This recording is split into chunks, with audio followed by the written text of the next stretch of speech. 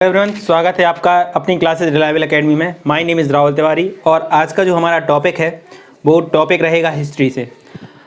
History start करने से पहले आप सभी को मैं यह कहना चाहता हूं कि हमारे चैनल पर जो लोग नए हैं वो चैनल को सब्सक्राइब कर लीजिएगा और साथ में जिन्होंने बेल आइकन का बटन नहीं दबाया है वो बेल आइकन का बटन भी प्रेस कर लीजिएगा ताकि हमारे आने वाले वीडियो के नोटिफिकेशन आप तक पहुँच सकें। और वीडियो को लाइक और शेयर ज़रूर कीजिएगा यदि वीडियो अच्छी लगे तो।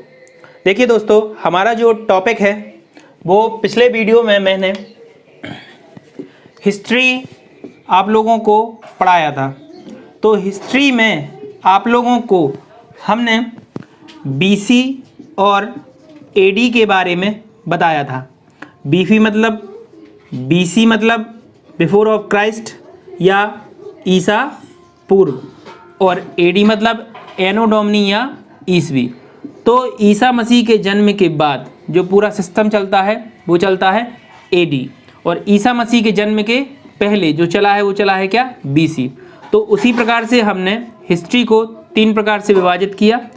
पहला क्या था, प्राचीन इतिहास, दूसरा था मध्यकालीन इतिहास और तीसरा जो था वह था आधुनिक इतिहास, प्राचीन इतिहास।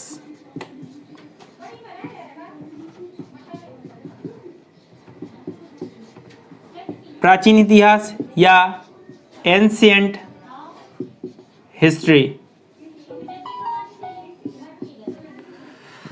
देखिए, प्राचीन इतिहास का जो समय है 2400 बीसी से लेकर 712 एडी तक का रखा हुआ है।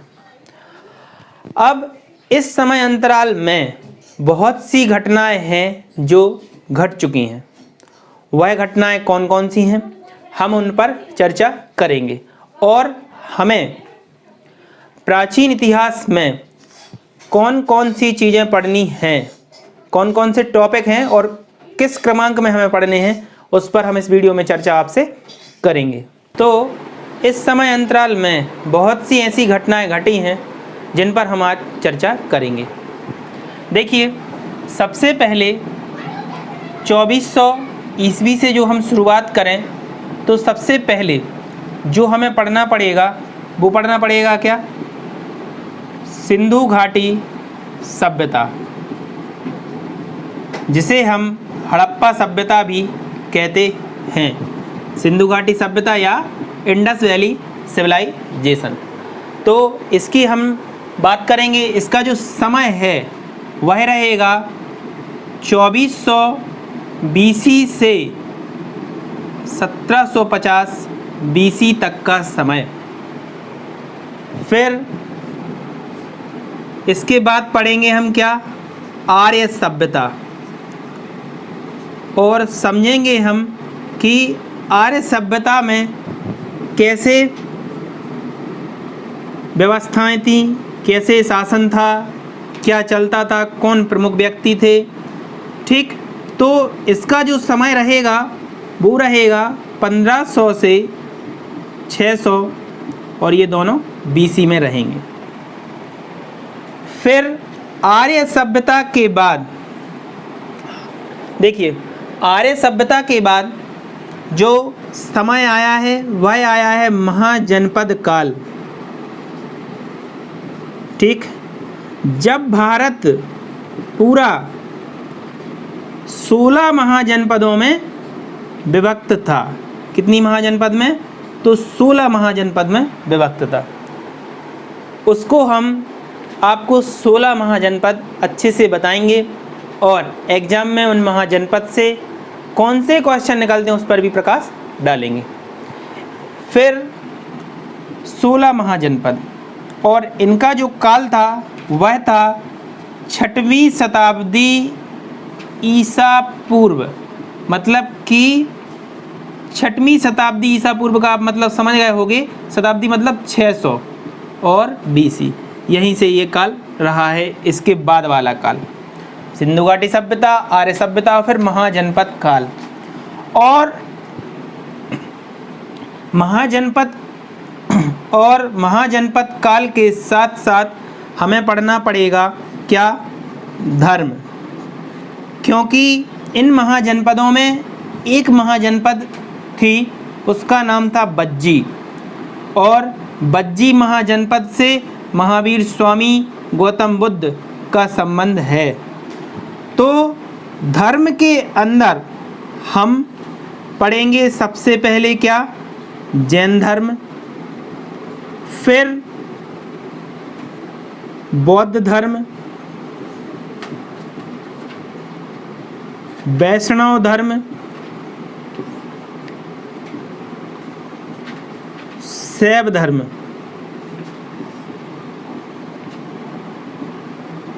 मुस्लिम धर्म,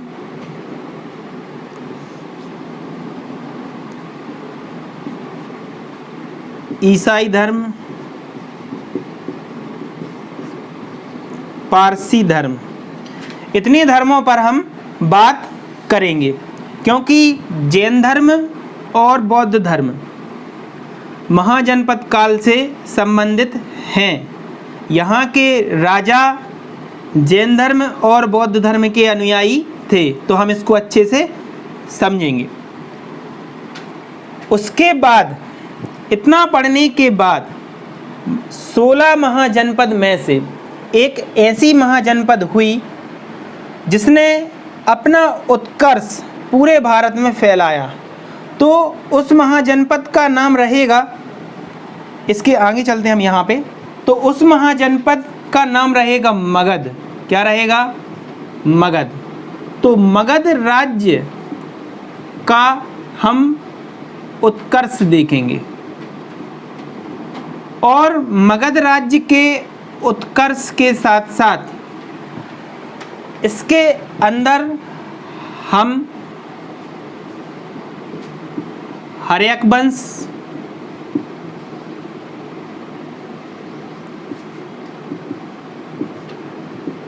शिशुनाग वंश,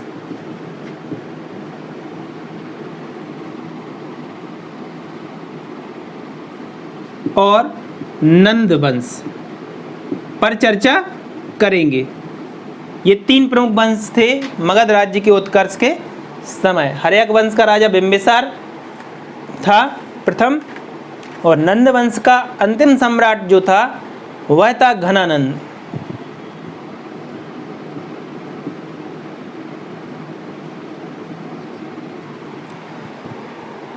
फिर यहाँ इसके बाद हम घनानंद को किसने हराया था, तो वह था चंद्रगुप्त मौर्य। तो इसके बाद हम यहाँ पर मौर्य काल पर चर्चा करेंगे। इन वंशों के खत्म होने के बाद हम सीधा मौर्य काल पर चर्चा करेंगे, और यहाँ से जो है भारतीय राष्ट्रीय राजा बैठना प्रारंभ होंगे,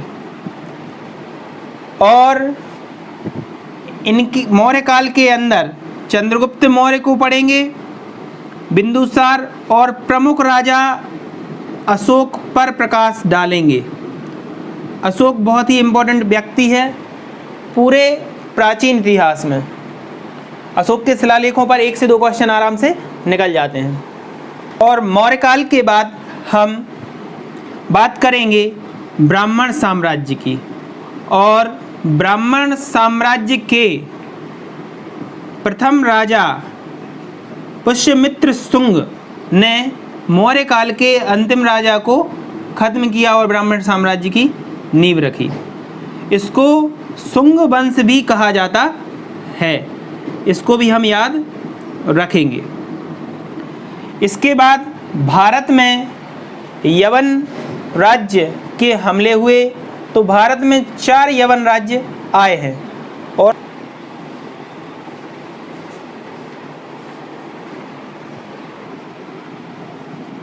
प्रथम जो था वह था हिंद यूनानी,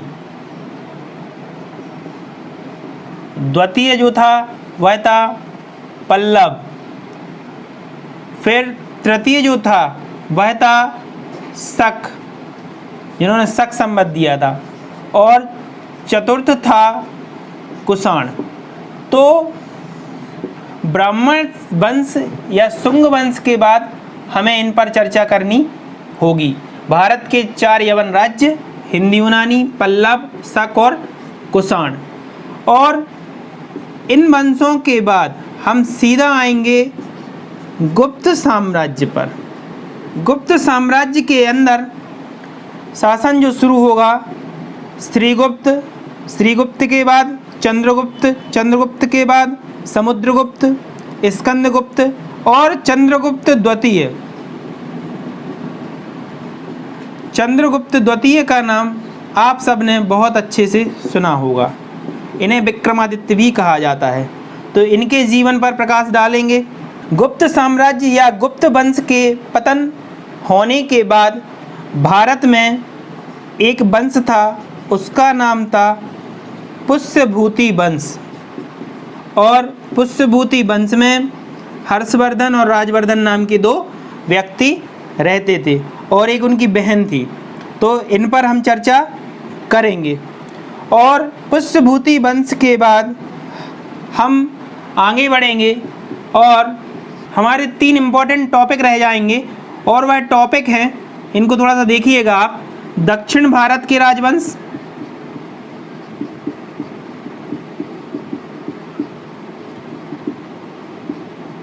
चालुक्य, चोल, पल्लव, ये दक्षिण भारत के राजवंश थे, तो इन पे हम बात करेंगे। फिर समवर्ती राज्यों के राजवंश जैसे कि चौहान, प्रतिहार, ठीक, और राजपूत वंश। राजपूत वंश, अब राजपूत वंश का मतलब क्या है? जैसे कि मध्य प्रदेश में चंदेल, ठीक, चौहान, प्रतिहार, ये सब राजपूत वंशों के अंतर्गत आ जाएंगे। तो इन सब को पढ़ने के साथ साथ आपको एक बात समझ में आई होगी इस वीडियो को देखने में कि हमें प्राचीन इतिहास में क्या क्या पढ़ना है। तो सबसे पहले हमें पढ़ना है सिंधु घाटी सभ्यता, उसके बाद आर्य सभ्यता, उसके बाद पूरे धर्म, चाहे वह कोई भी धर्म हो, धर्म के बाद हम पढ़ेंगे महाजनपद काल। और 16 महाजनपद में एक महाजनपद क्या? मगध, और मगध राज्य का उत्कर्ष। फिर मगध राज्य के अंतिम राजा घनानंद को किसने मारा? चंद्रगुप्त ने। तो चंद्रगुप्त मौर्य का वंश, मतलब कि मौर्य वंश। और मौर्य वंश के अंतिम राजा को किसने मारा? तो शुंग वंश के मंत्री या राजा ने। और वहाँ से ब्राह्मण साम्राज्य की स्थापना हुई। और फिर ब्राह्मण साम्राज्य की समाप्ति के बाद क्या हुआ? तो भारत के अंदर 4 यवन राज्य, और वह 4 यवन राज्य कौन कौन से थे? तो हिंद यूनानी, पल्लव, शक और कुषाण। और इन सब वंश के खत्म होने के बाद जो साम्राज्य शुरू हुआ, वह कौन सा साम्राज्य शुरू हुआ? तो वह हुआ गुप्त साम्राज्य शुरू। और गुप्त साम्राज्य जैसे ही खत्म हुआ, एक और वंश है, वह है पुष्यभूति वंश। उसमें हम हर्षवर्धन, राजवर्धन और उनकी बहन के बारे में चर्चा करेंगे। और उसके बाद जो 3 प्रमुख चीज़ें हैं, फर्स्ट प्रमुख चीज़ क्या है? प्रथम हमें पढ़ना है दक्षिण भारत के राजवंश। द्वितीय हमें पढ़ना है सीमावर्ती राज्यों में कश्मीर के राजा, उसके बाद चौहान, प्रतिहार, ये सब। और राजपूत वंश, इन राजपूत वंशों में हम पढ़ेंगे चंदेल और ये सब। आइए, तो इस वीडियो में मैंने आपको बताया हमें प्राचीन इतिहास कैसे पढ़ना है। नेक्स्ट वीडियो जो हमारी रहेगी वह रहेगी सिंधु घाटी सभ्यता। और कंटिन्यूसली यह वीडियो को हम अपडेट करते चलेंगे और आपके लिए यह एक सीरीज में लाया हूँ। और हमारी इस सीरीज के साथ साथ हमारी 2 सीरीज और भी स्टार्ट हो चुकी हैं। फर्स्ट है पॉलिटी और सेकंड है ज्योग्राफी। तो ज्योग्राफी को हम 3 पार्ट्स में, world geography, India geography, MP geography में पढ़ा रहे हैं। तो जिनको वो देखना हो तो आप वर्ल्ड ज्योग्राफी वहाँ से देखिएगा। और साथ में पॉलिटी पर भी 2 वीडियो डाले हुए हैं, तो आप उन वीडियो को भी देखिएगा। वीडियो को लाइक कीजिएगा, शेयर कीजिएगा और हमारे चैनल को सब्सक्राइब कीजिएगा। Thank you guys.